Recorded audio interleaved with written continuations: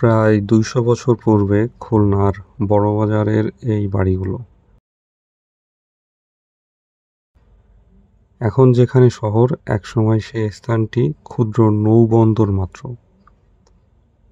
পূর্ববঙ্গ ও আসাম থেকে কলকাতার মধ্যে যাতায়াতের একটি সহজ পথ হিসেবে খুলনাকে বেছে নেওয়া হতো।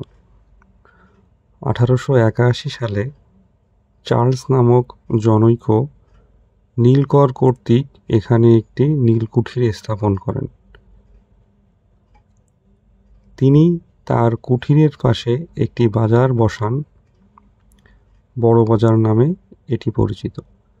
ধীরে ধীরে এই ভৈরব নদীকে কেন্দ্র করে বিভিন্ন দেশ থেকে বণিকেরা এসে ব্যবসা বাণিজ্য শুরু করে এই বড়বাজারে।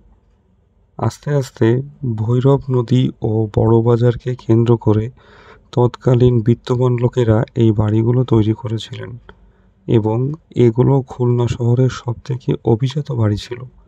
আজ এই বাড়িগুলো ধ্বংসাবশেষ কিছু অংশ আপনাদেরকে দেখাচ্ছি।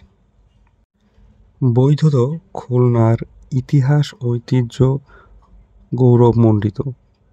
খুলনার নামকরণের উৎপত্তির দিক দিয়ে মতভেদ রয়েছে, তবে সবচেয়ে বেশি আলোকিত মতভেদগুলো হচ্ছে ধনপণ্ডিত সওদাগরের দ্বিতীয় স্ত্রী খুলনার নামে নির্মিত খুলনেশ্বরী মন্দির থেকে খুলনার নামের উৎপত্তি।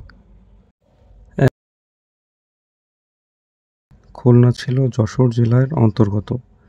1882 সালে খুলনার নয়াবাদ থানা থেকে মহকুমার উন্নতি করা হয়।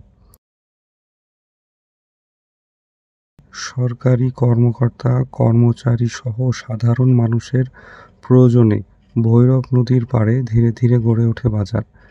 দেশে বিভিন্ন অঞ্চল থেকে নতুন নতুন ব্যবসায়ীরা আগমন এ বাজার রূপ লাভ করে বড়বাজার কেন্দ্রিক।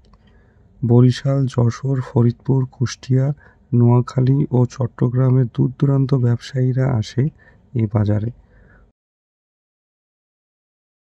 কলকাতা ও পার্শ্ববর্তী এলাকা থেকে আসে বিভিন্ন বণিকেরা।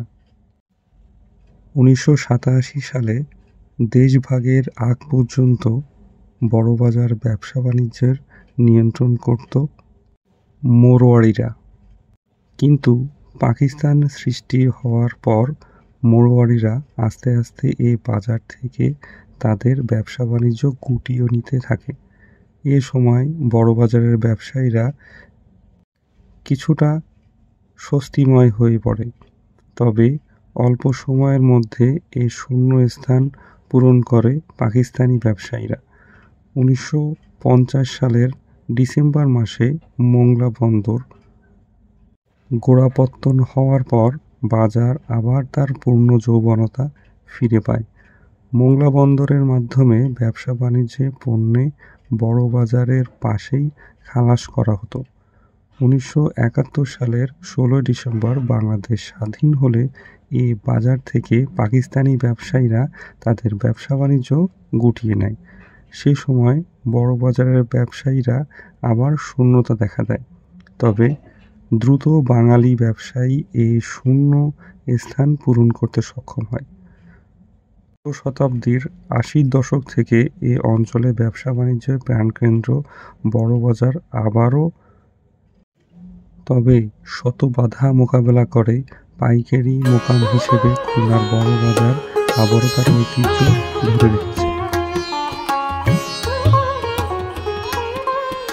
বাড়িগুলো দেখলে মনে হয়